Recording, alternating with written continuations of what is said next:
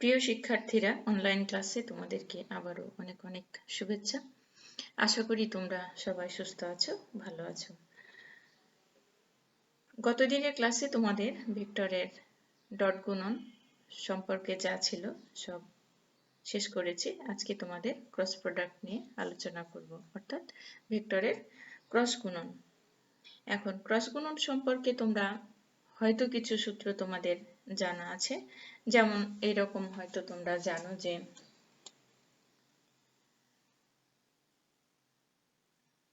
I cross I equal J cross J equal K cross K equal 0।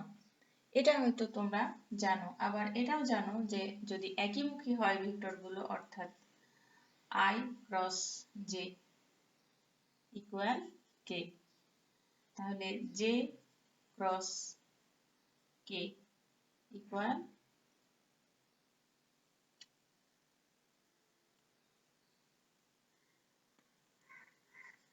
I, K cross J equal J cross K, K cross I equal J। এই জিনিসগুলো তোমাদের জানা। আমি যদি আবার বিপরীত ক্রমে নিই, তখন এখানে একটা করে মাইনাস বসবে। এই জিনিসগুলো হয়তো আমাদের এখন কাজে লাগবে না, তো যাই হোক, এগুলো হচ্ছে মানে প্রথম দিকের জিনিস। এখন দ্বিতীয় ক্ষেত্রে আমরা যেটা শিখবো সেটা হচ্ছে যে যদি দুটা ভেক্টর দেওয়া থাকে, সেক্ষেত্রে তোমাদের ডট গুণনের বেলায় তোমরা শিখেছো যে দুটা ভেক্টরের মধ্যবর্তী কোণ নির্ণয়। এখন ক্রস গুণনের বেলায় যদি তোমাকে এরকম বলে যে দুটা ভেক্টরের মধ্যবর্তী কোণ নির্ণয় করো এ ক্রস বি ধরে, সেক্ষেত্রে তুমি কি করবে? তুমি তো এটা জানো যে এ ক্রস বি ধরে যদি আমরা ডট গুণন এ ডট বি ধরে যদি আমরা ডট গুণন নির্ণয় করি, সেক্ষেত্রে আমার এ ডট বি ইকুয়াল এরকম ছিল। তুমি যখন দুটা ভেক্টরের ডট গুণন বের করেছিলে, তখন A dot B equal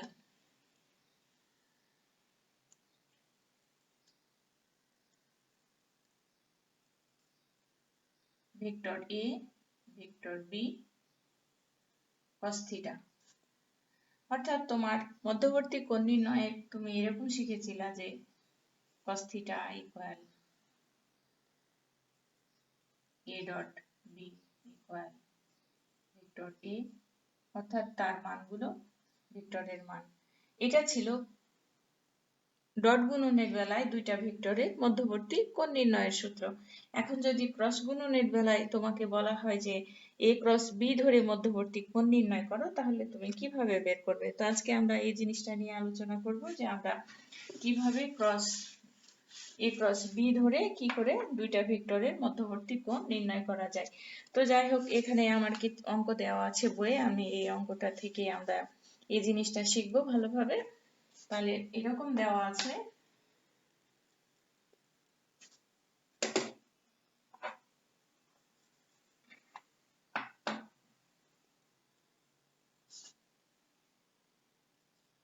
a equal to I plus 2j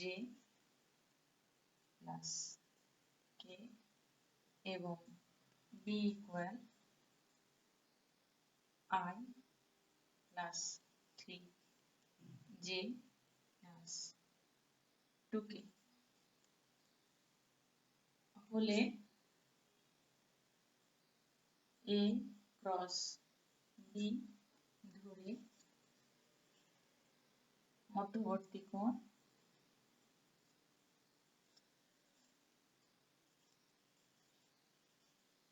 নির্ণয়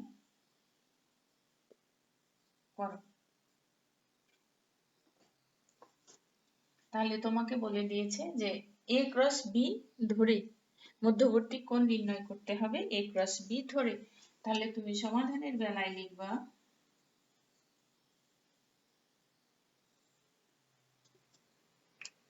আচ্ছা, আমরা জানি সমাধানের বেলায় তাহলে আমরা দেখতে পাচ্ছি যে দুইটা ভেক্টরের a ক্রস b ধরে আমাকে মধ্যবর্তী কোণ নির্ণয় করতে হবে। আমি আরেকটু মিলিয়ে নিই, 2i plus 2j plus k, i plus 3j plus 2k। এবার সমাধানে আমরা লিখব, আমরা জানি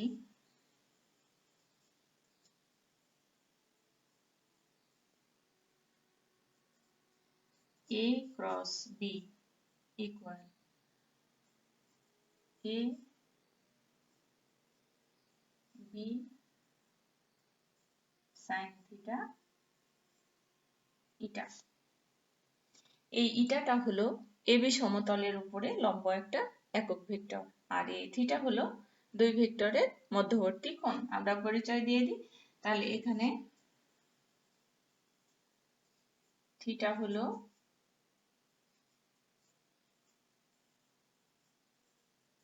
ভেক্টর দ্বয়ের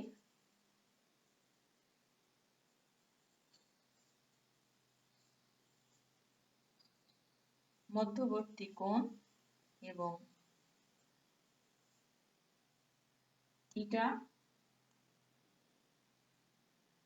ইটা হলো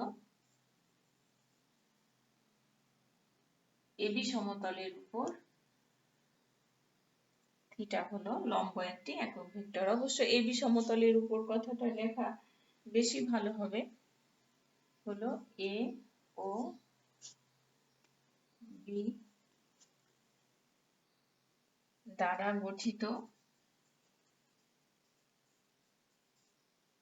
গঠিত সমতলের উপর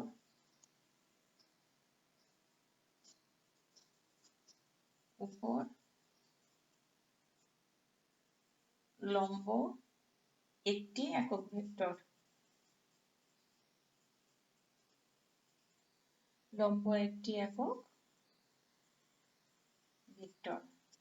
তাহলে আমি থিটা এবং ইটার পরিচয় দিয়ে দিয়েছি। এখন আমাকে এটা নির্ণয় করতে হবে, অর্থাৎ দুইটা ভেক্টরের মধ্যবর্তী কোণ। আচ্ছা,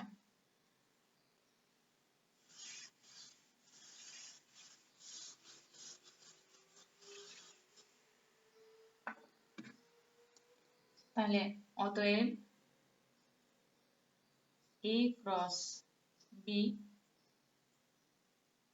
ইকুয়াল, এখানে আমি একটা মডুলাস ব্যবহার করতে পারবো, A B sin থিটা। তাহলে অতএব sin theta equal A cross B divided by A B। আচ্ছা, ইটার পরিচয় দিয়ে দিই। যেহেতু এটা একটা একক ভেক্টর, অতএব ইটার মান হলো 1। এই হলো ইটার হিসাব।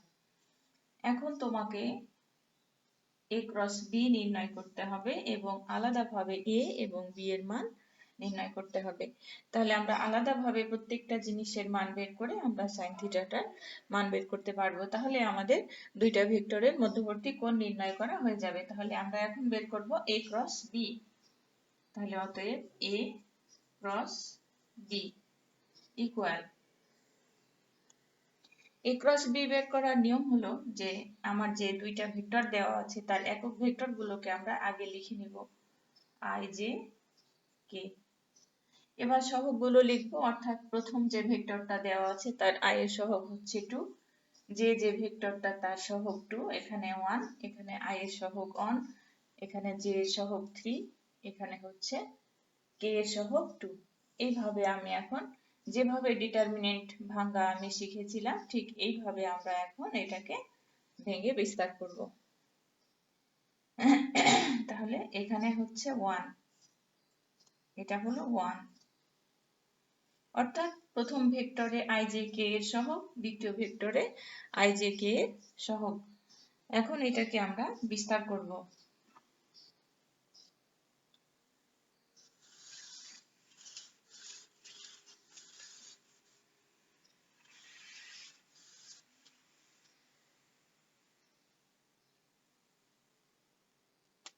তাহলে ইকুয়াল, এখানে I নিব, যখন আমি I নিচ্ছি তখন এই সারি এ কলাম পার 2 দুগুণে 4 -3,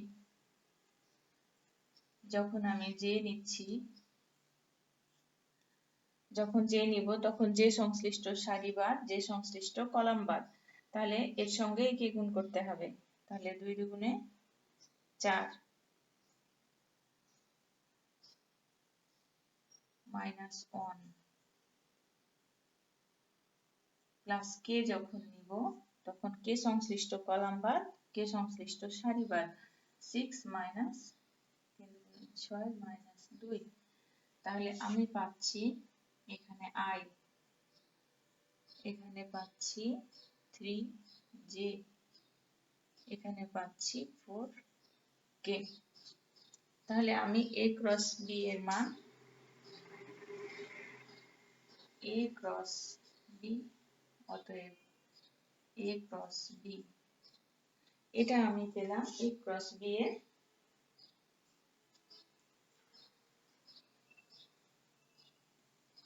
i minus 3j plus 4k। এখন আমার সূত্র অনুযায়ী আমি এটা মান বের করে নিব, অতএব a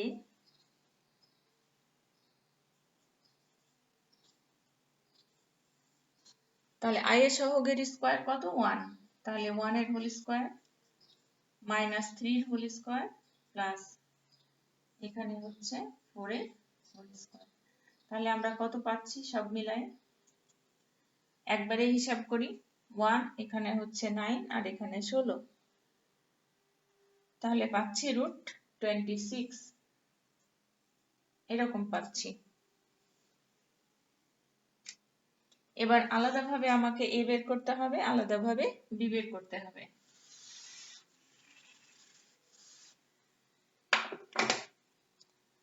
তাহলে আলাদাভাবে যদি আমরা a বের করতে চাই তাহলে একইভাবে এখানে 2 এর উপরে স্কয়ার প্লাস 2 এর উপরে স্কয়ার প্লাস 1 তার স্কয়ার, তাহলে কত হচ্ছে 2 দুগুণে 4, 2 দুগুণে 4 আর 1, তাহলে কত পাচ্ছি 4 আর 4 এ 8 আর 1 এ 9, তাহলে আমি পাচ্ছি 3।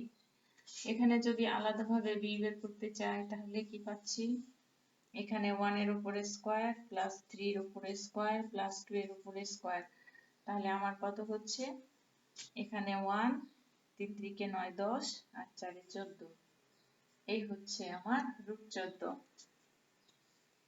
তাহলে 3√14, তাহলে আমাদের sin থিটা বের করতে হবে, তাহলে অতএব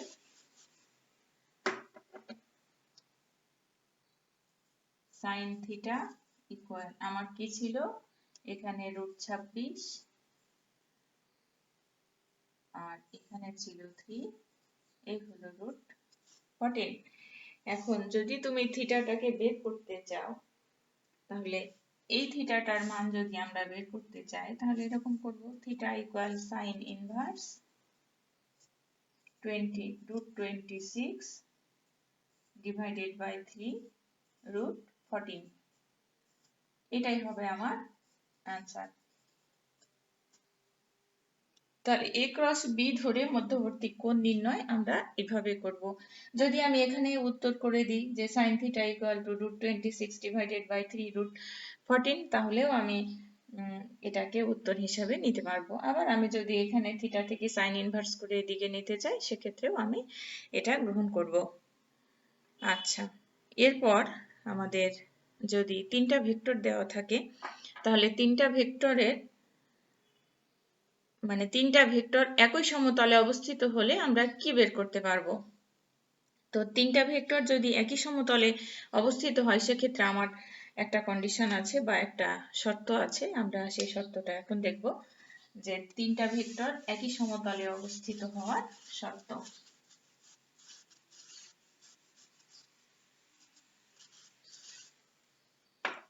তাহলে এখানে খেয়াল করি যে তিনটা ভেক্টর অর্থাৎ উপাংশগুলো যদি তিনটা ভেক্টর এরকম হয় যে a1i plus a2j plus a3k, যদি উপাংশগুলো এই আকারে দেওয়া থাকে তাহলে vector b equal b1i plus b2j plus b3k, vector c equal to c1i plus c2j plus c3k। তাহলে এই যে তিনটা ভেক্টর abc, তাহলে a b c একই সমতলে অবস্থিত সমতলে অবস্থিত হবে যদি a cross b dot c হয়, c ইকুয়াল 0 হয়। এই হচ্ছে আমার শর্ত। তাহলে a cross b dot c, তাহলে আমরা যখন লিখব তখন শর্তটা এইভাবে লিখব যে অতএব আমরা যদি এখানে ডট এবং ক্রস গুণন একই সঙ্গে ঘটছে, তাহলে আমরা এইভাবে লিখতে পারবো a1 a2 a3 b1 b2 b3 c1 c2 c3 equal 0।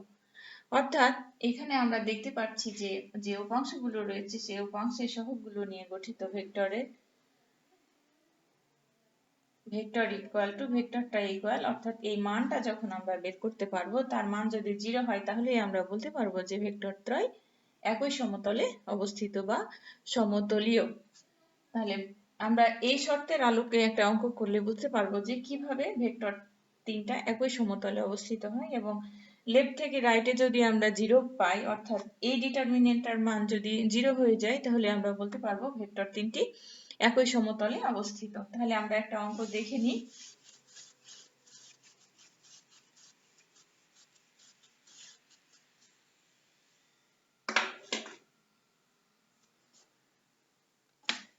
আমাদের বইতে যে অঙ্কগুলো দেওয়া আছে সেখান থেকে আমরা অঙ্কগুলো করব। উদাহরণে যে অঙ্কগুলো আছে অবশ্যই আমরা সেগুলি ফলো করব। এখানে দেখো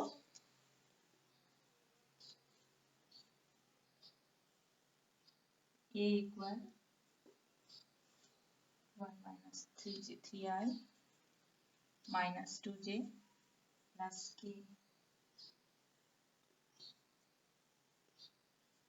b equal I minus 3j plus 5k, c equal 2i plus j minus 4k, 3i minus 2j plus k, 3i minus 2j plus k, I minus 3j plus 5k, 2i plus j minus 4k। তাহলে আমি কি শর্ত দেখলাম যে vector ত্রয়, বা আমি এভাবে লিখতে পারবো যে ABC ভেক্টর ত্রয় একই সমতলে অবস্থিত হবে যদি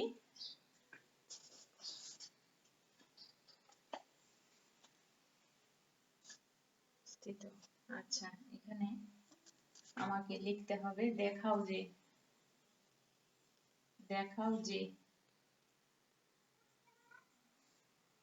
ভেক্টর ত্রয়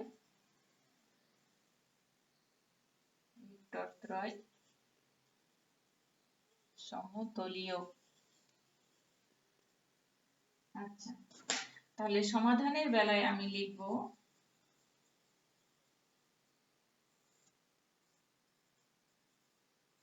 ভেক্টর ত্রয় সমতলীয় হবে যদি a cross b dot c equal 0 হয়।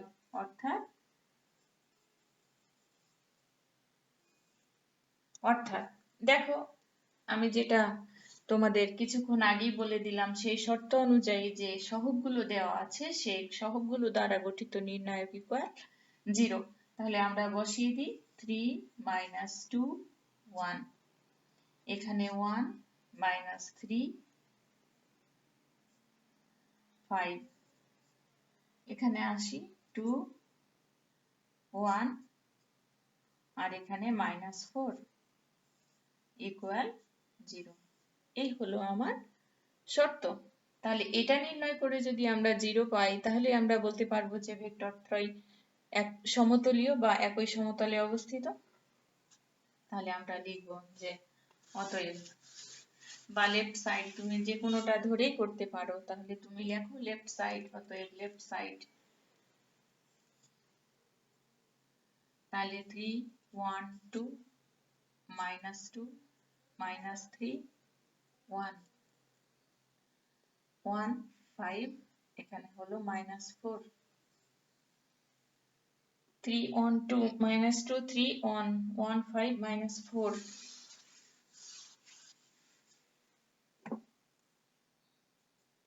তাহলে আমি যখন 3 নিব তখন অবশ্যই 3 4 12 minus 5 যখন 2 নিচ্ছি তখন minus 4 minus 10 যখন 1 নিচ্ছি তখন এখানে হচ্ছে 1 plus 6 এখানে যাই তাহলে 21 এখানে যাই কত এটা 7 তাহলে অবশ্যই 0 ইকুয়াল রাইট সাইড তাহলে লেফট সাইড থেকে রাইট সাইড আমরা দেখতে পেলাম যে 0 হলো তাহলে আমরা বলবো যে অতএব ভেক্টর ত্রয়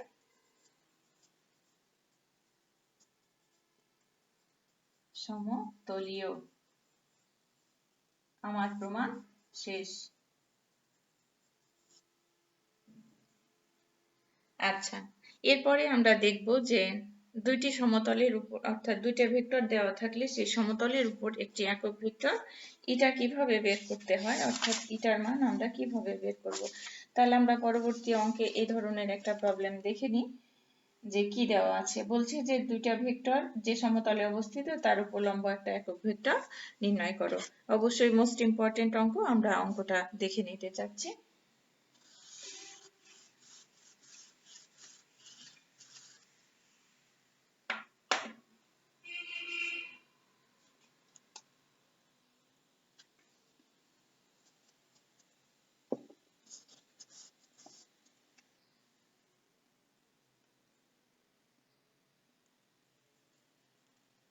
y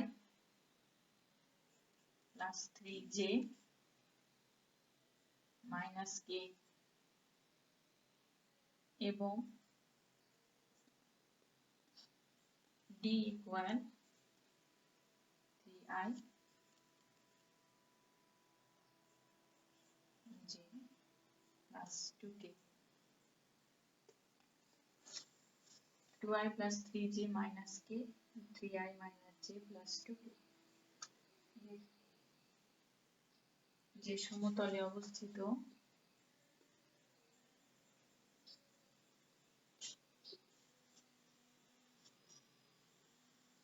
যে সমতলে অবস্থিত তার উপর লম্ব একটি একক ভেক্টর নির্ণয় করো অবস্থিত তার উপর লম্ব একটি একক ভেক্টর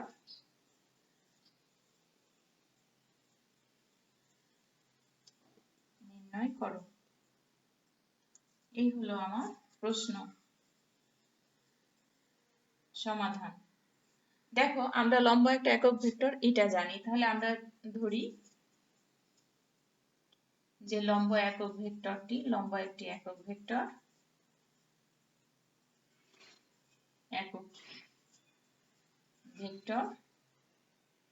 ইটা অতএব ইটা ইকুয়াল প্লাস মাইনাস একক ভেক্টর বের করার সূত্র তো আমরা জানি যে কোনো ভেক্টরকে তার মান দিয়ে ভাগ করলে যেটা পাওয়া যায় সেটাই হচ্ছে তার একক ভেক্টর তাহলে আমরা যদি একক ভেক্টরটা অবশ্যই এটা a cross b divided by a cross b এর মান তাহলে খুব সহজেই আমরা এটাকে বের করতে পারছি যে লম্ব একটা একক ভেক্টর কিভাবে বের করা যায় বা লম্ব একটা একক ভেক্টরের মান কি হবে আচ্ছা তো আমার এখানে দেওয়া আছে d আমি ভুল করে এখানে লিখে দিয়েছি b যেটা তোমার প্রশ্নে দেওয়া থাকবে অবশ্য তুমি সেটাই ব্যবহার করবে অন্যরকম লিখলে তখন অঙ্কটা ভুল হয়ে যাবে কারণ ওইটা তো আর এখানে দেওয়া নাই তাহলে a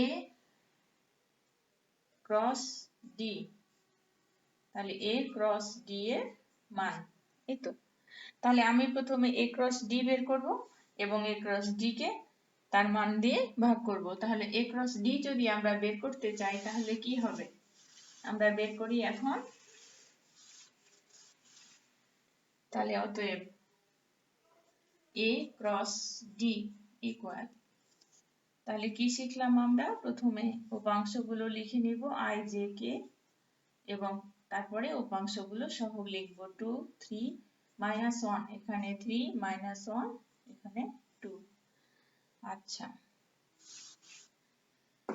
তাহলে এটা নির্ণয় করতে গেলে আমরা দেখতে পাচ্ছি 6 এখানে -1 মাইনাস j, যখন আমরা j নিচ্ছি 4 + 3, যখন আমরা k নিচ্ছি তাহলে -2 -9, তাই তো হচ্ছে 3 3 হ্যাঁ -2 -9।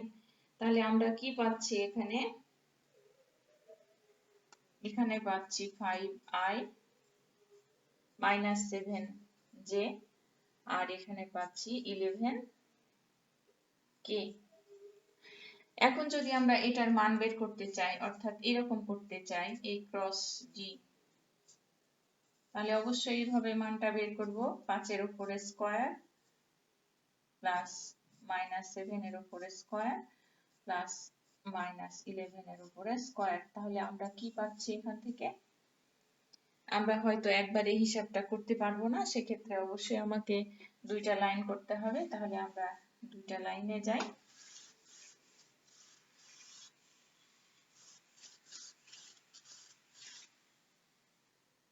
তাহলে a ক্রস d এর মান হচ্ছে, এখানে পাচ্ছি 25, এখানে পাচ্ছি 49 প্লাস এখানে পাচ্ছি 11 11 121।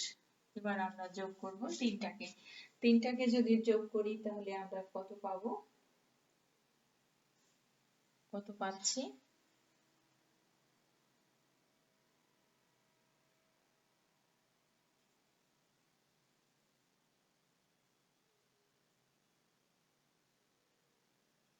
195 পাচ্ছি।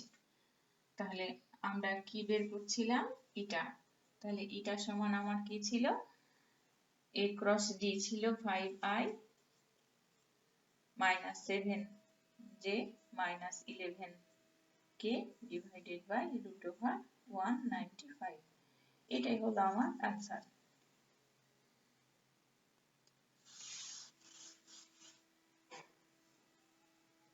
আচ্ছা, তাহলে লম্ব একটা একক ভেক্টর কিভাবে বের করতে হয় সেটা আমরা শিখে নিলাম। এরপর আমাদের আরেকটা মোস্ট ইম্পর্টেন্ট অঙ্ক আছে, আমরা এই অঙ্কটা করে আজকের ক্লাসটা শেষ করব। তো যাই হোক, অঙ্কটা আমরা দেখে নিই। যদিও সহজ, তারপরেও অনেক বেশি গুরুত্বপূর্ণ। তাহলে অঙ্কটা আমরা শেষ করতে যাচ্ছি আজকে।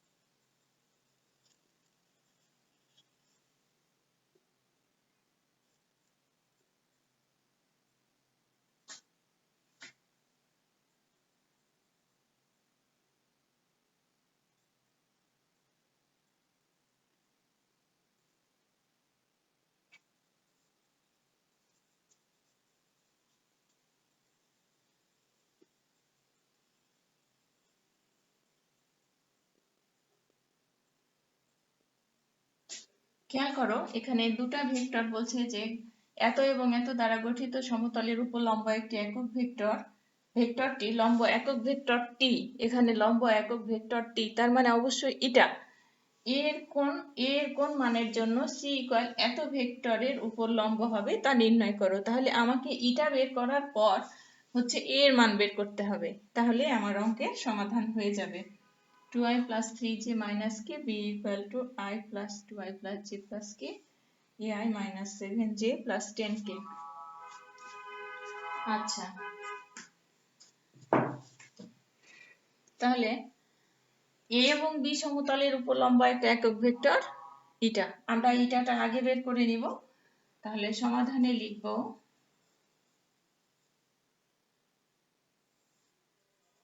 ধরি এ ও বি সমতলের উপর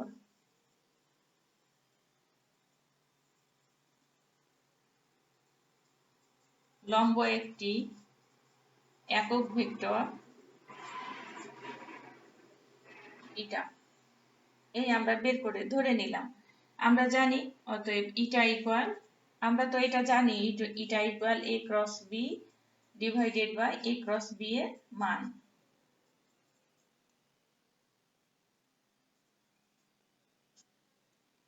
আচ্ছা, তাহলে প্রথমে আমরা a ক্রস b বের করে নিই। তাহলে অতএব a ক্রস b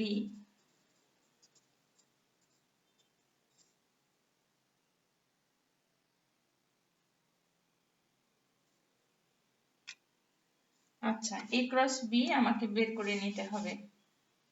তাহলে আমাকে মুছে দিতে হবে, আমি মুছে দিচ্ছি।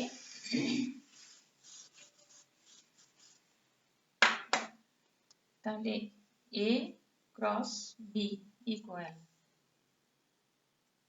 I j k, এখানে 2 3 minus 1 2 1 1, তাহলে I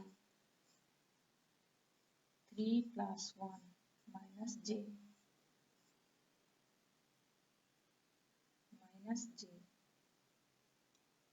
তাহলে 2 plus 2 plus k, যখন k নিচ্ছি তাহলে 2 minus 6, তাহলে আমি পাচ্ছি 4i minus 4j minus 4k।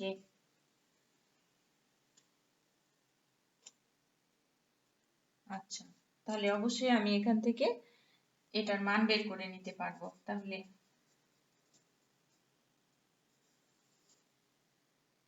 Square করলে আমি একবারে লিখে দিচ্ছি। তাহলে এখানে পাবো 16, এখানে পাবো 16, এখানে পাবো 16, 3 16 48।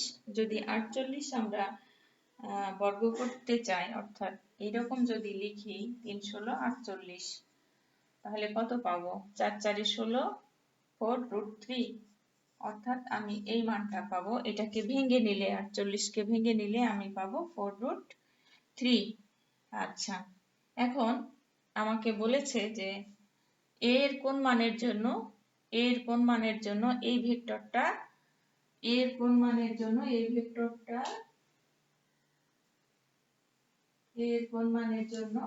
সি ইকুয়াল এত ভেক্টরের উপর লম্ব হবে তা নির্ণয় করো। তো আমরা তো লম্বের শর্ত জানি, দুইটা ভেক্টর পরস্পর লম্ব হওয়ার শর্ত কি? তাহলে আমরা এখন লিখব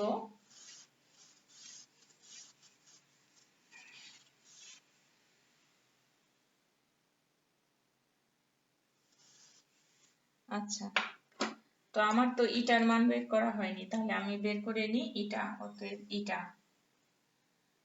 equal plus minus a cross b, কত ছিল? এখানে ছিল 4i minus 4j minus 4k divided by 4√3। এই হচ্ছে আমার ইটার মান। আচ্ছা, এখানে মজার বিষয় হলো যে আমি যদি 4টাকে কমন নিয়ে নিই তাহলে কেটে দিতে পারছি। তাহলে এখান থেকে 4 কমন নিয়ে 4 এর সঙ্গে কেটে দিলে আমার i minus j minus k divided by √3। এই তো আমার এতটুকু হলো ইটার মান।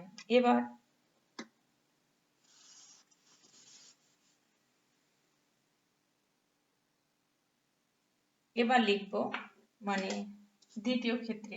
আচ্ছা, দ্বিতীয় ক্ষেত্রের কথাটা লেখার দরকার নাই অবশ্য, এখানে বলেছে একক ভেক্টর। আচ্ছা, আমরা লিখবো যে এখন ইটা এবং সি, ইটা এবং সি পরস্পর লম্ব হবে যদি ইটা ডট সি ইকুয়াল 0 হয়। এখন ইটা এবং সি কে ডট করে যদি আমরা এটার মান 0 পাই, তাহলে তো আমরা বলতে পারবো যে ইটা এবং সি পরস্পর লম্ব। তাহলে ইটা এবং সি কে আমরা এখন ডট করব।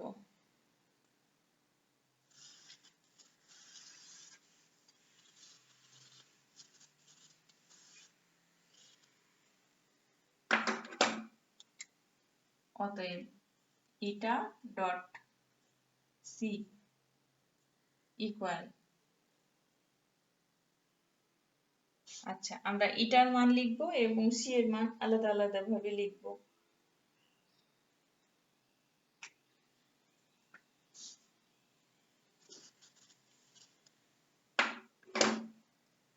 তাহলে ইটার মান লিখব কত, এখানে plus minus 1/√3 i minus J minus K dot C কত, ai minus 7j plus 10k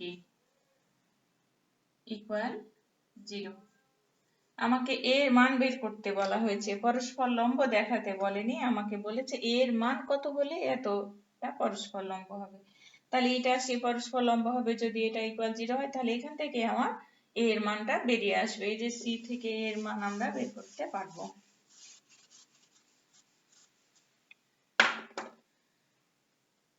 তাহলে এখানে আমি যদি এটাকে এদিকে পার করে দিই, তাহলে আমার থাকলো i minus J minus K dot ai minus 7j plus 10k equal 0। এখন তুমি প্রশ্ন করবা যে এটা কোথায় গেল, এটা যদি 0 এর সঙ্গে ভাগ হয়ে যায় তাহলে এটা অটোমেটিকই 0 হয়ে যাবে। তাহলে এবার ক্রস গুণন ডট গুণনের নিয়ম কি, আমি শুধু সহগগুলোর গুণ করব। তাহলে এখানে আমি পাচ্ছি a, এখানে পাচ্ছি প্লাস 7 আর এখানে পাচ্ছি 10 ইকুয়াল 0। তাহলে অবশ্যই a মাইনাস 3 ইকুয়াল 0, অতএব a ইকুয়াল 3। তাহলে a এর মান 3 হলে ইটা এবং সি পরস্পর লম্ব হবে। এখন আমি এটা লিখে দিতে পারি অথবা এখান থেকে শেষ করে দিতে পারি। এর মান আমাকে বের করতে বলা হয়েছিল, আমি এর মান বের করে দিয়ে দিয়েছি। আচ্ছা, তো তোমাদেরকে অনেক অনেক ধন্যবাদ। এটা তোমাদের ভেক্টরের শেষ ক্লাস। আগামী দিনে আমরা পরবর্তী অধ্যায় নিয়ে আলোচনা করব। সে পর্যন্ত তোমরা সবাই সুস্থ থাকো, ভালো থাকো। আল্লাহ হাফেজ।